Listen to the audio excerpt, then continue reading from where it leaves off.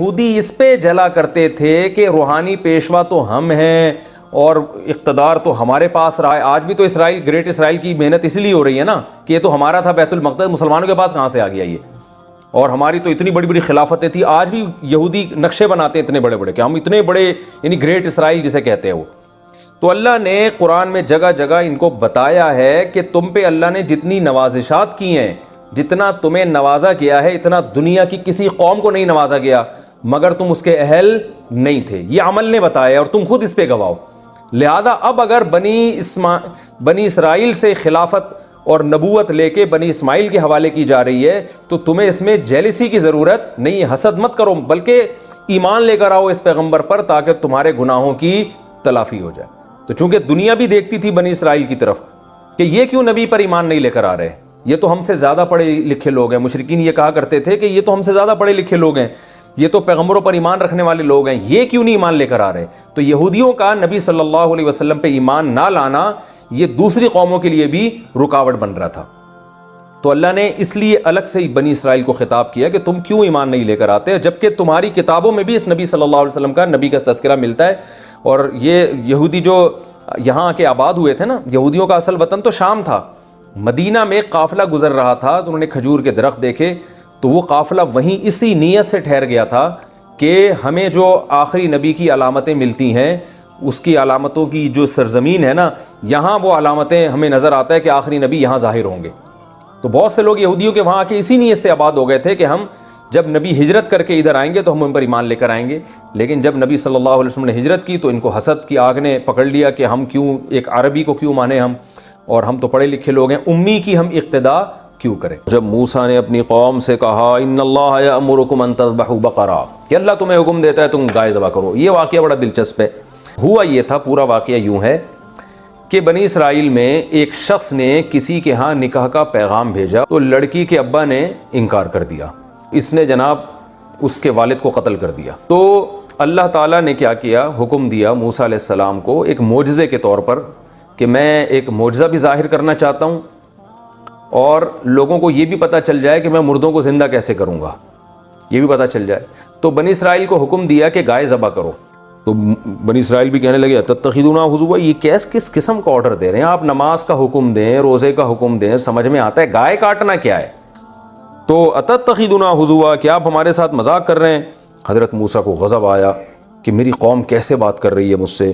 قال موسیٰ علیہ السلام نے فرمایا اعوذ باللہ ان اکون من الجاہلین. قرآن مجید میں بنی اسرائیل سے بہت زیادہ خطاب ہے، تو اس کے لیے بنی اسرائیل کا پس منظر سمجھنا بہت ضروری ہے. اس سے بہت ساری قرآن کی آیتیں، جب تک آپ وہ نہیں سمجھیں گے تو آپ کو وہ قرآن کی آیتیں سمجھ میں نہیں آئیں گی. بنی اسرائیل سے قرآن کیوں خطاب کرتا ہے؟ دیکھیے، اسرائیل عبرانی زبان کا لفظ ہے، عبداللہ یعنی اللہ کا بندہ، یہ ترجمہ بنتا ہے اسرائیل کا. اللہ تعالیٰ نے حضرت ابراہیم علیہ السلام جن کا تقریباً 3500 سال پہلے آج سے جن کا زمانہ ہے رسول اللہ صلی اللہ علیہ وسلم میں، اور حضرت ابراہیم علیہ السلام کے زمانے میں جو مورخین ہیں وہ کہتے ہیں تقریباً 2000 سال کا فرق ہے. تو رسول اللہ صلی اللہ علیہ وسلم کی بعثت سے 2000 سال پہلے شام کی سرزمین میں، شام میں یہ خوب ذہن میں رکھیے کہ شام میں آج کا شام صرف نہیں ہے، بلکہ فلسطین بھی شام میں داخل تھا، اور بھی بہت سارے ایریاز جو اب شام سے چھین لیے گئے ہیں وہ سارے شام میں داخل تھے. اس کی مثال ایسے ہے جیسے ہندوستان میں جب نبی صلی اللہ علیہ وسلم کے دور میں ہند کا یا ہندوستان کا ذکر کیا جاتا تھا تو اس میں پاکستان، بنگلہ دیش، برما، یہ سارے کنٹریز، سری لنکا، یہ سب اس میں داخل ہوتے تھے. تو حدیث میں شام کے متعلق جو باتیں آئی ہیں تو اس دور کا شام ہے. تو ابراہیم علیہ السلام بت پرستوں میں پیدا ہوئے، آپ کے والد کا نام تھا آزر. اللہ نے آپ کو بہت زیادہ آزمایا. سورہ بقرہ ہی میں ہے وَإِذِ ابْتَلَىٰ إِبْرَاهِيمَ رَبُّهُ بِكَلِمَاتٍ. اس وقت کو یاد کرو جب ابراہیم کو ان کے رب نے چند باتوں میں آزمایا. وہ بہت سخت آزمائش والی باتیں تھیں.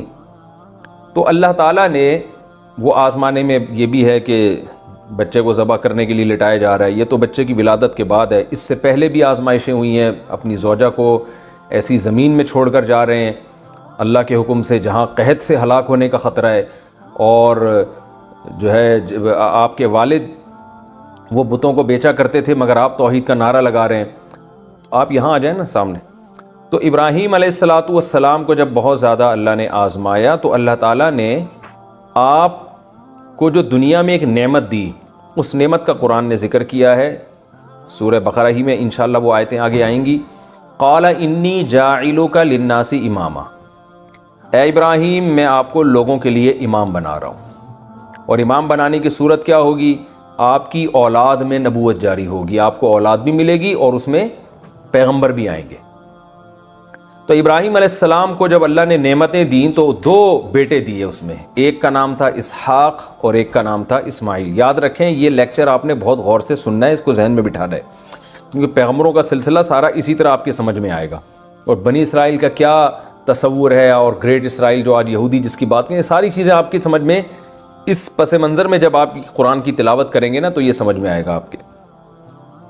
تو ابراہیم علیہ السلام کے 2 بیٹے تھے, ایک کا نام اسحاق اور ایک کا نام اسماعیل. اسحاق حضرت سارہ علیہ السلام کی اولاد میں اور اسماعیل حضرت ہاجرہ علیہ السلام کی اولاد میں. اسحاق علیہ السلام ابراہیم علیہ السلام کا جو اصل وطن تھا فلسطین جسے آج کہا جاتا ہے, اس زمانے میں شام کی سرزمین کہا جاتا تھا, یہ ابراہیم علیہ السلام کا اصل وطن تھا. یہاں اسحاق علیہ السلام اور ان کی نسل چلی آگے. اور آپ حضرت ہاجرہ کو جو چھوڑ کر گئے وہاں جو جسے مکہ کہا جاتا ہے, بیت اللہ کہا جاتا ہے, وہاں اللہ کا گھر بنایا آپ نے, تو وہاں حضرت اسماعیل علیہ السلام تھے. ادھر اسحاق علیہ السلام کی اولاد میں یعقوب علیہ السلام پیدا ہوئے, جن کی بشارت اللہ ابراہیم علیہ السلام کو دے چکے تھے. وَمِن وَرَاءِ اسحاق یعقوب, کہ ابراہیم آپ کی اولاد میں اسحاق پیدا ہوں گے اور اسحاق کے بعد یعقوب, یعنی پوتے کی خوشخبری بھی اللہ نے پہلے ہی دے دی تھی اور دونوں کو پیغمبر بنانے کا اللہ نے پہلے بتا دیا تھا. یعقوب علیہ السلام جو تھے ان کا لقب ہے اسرائیل. آگے یعقوب علیہ السلام کی بہت زیادہ نسل پیدا ہوئی, جن میں 11 بیٹے آپ کے قرآن نے تذکرہ کیا ہے, اور جن میں 2 ایک ماں سے تھے اور باقی 9 دوسری والدہ سے تھے. یعقوب علیہ السلام کے 11 بیٹوں میں ایک کا نام یوسف جو حضرت یوسف علیہ السلام مشہور نبی, ایک کا نام بنیامین, اور باقی تو دوسری زوجہ تھے, ان میں سے ایک کا نام یہودا تھا. تو اب یعقوب علیہ السلام کے ان بیٹوں کی اولادیں آگے چلی ہیں. یہ کیسے ہوئی ہیں؟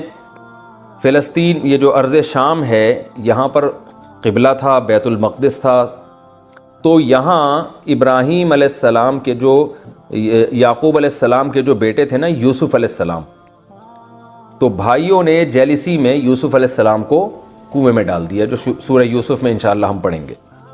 وہ ہوتے ہوتے کنویں سے بالآخر قافلہ آیا, ان کو اٹھا کے لے گیا, اور مصر اس وقت بڑا یعنی ایک ترقی یافتہ ملک سمجھا جاتا تھا, ایک مہذب ایک تہذیب تھی, ایک بہت زبردست اسٹیٹ تھی مصر میں.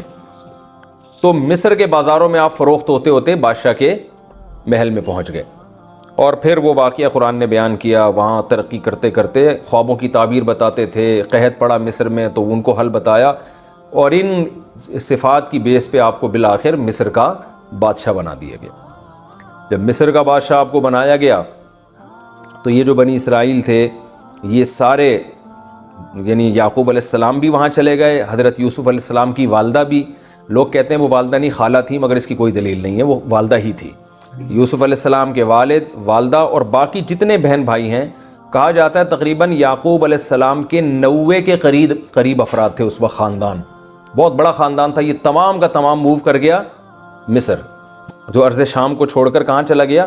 مصر. وہاں سہولتیں تھیں, وہاں بہت کچھ تھا, اور سب سے بڑی بات اپنے بیٹے کی حکومت ہے وہاں پر. تو پھر بنی اسرائیل کی نسل وہاں بہت تیزی سے بڑھی ہے.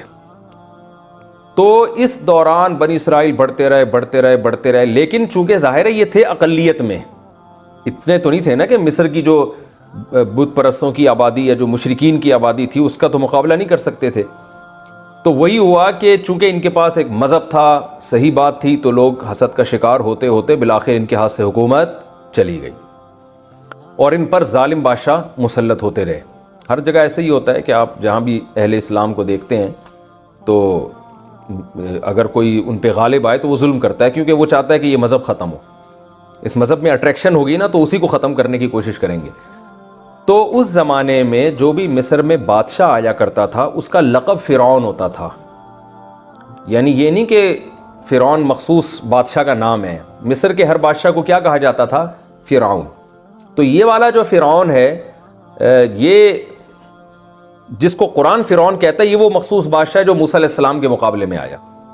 تو خیر بنی اسرائیل پہ پھر ظلم ہوتے رہے، اور یہ جو اس وقت کی سیکولر حکومتیں کہہ سکتے ہیں آپ، سیکولر تو نہیں بلکہ جو اپنی عبادت کرواتی تھیں، ان حکومتوں نے کو یہ ڈر تھا کہ بنی اسرائیل ہی ہیں جو ہمارے مقابلے میں آ کے کھڑے ہو سکیں، کیونکہ ایسا ایک نظریہ ہے، ایک دعوت ہے جو ہمیں غلط قرار دے سکتے ہیں۔ تو ان پہ انہوں نے ظلم ستم شروع کر دیے، یہاں تک کہ فرعون کو خواب آیا کہ بنی اسرائیل میں ایک بچہ پیدا ہو رہا ہے جو میری حکومت کا خاتمہ کر رہا ہے۔ تو یہ جو فرعون جس کا قرآن میں ذکر ہے، اس فرعون نے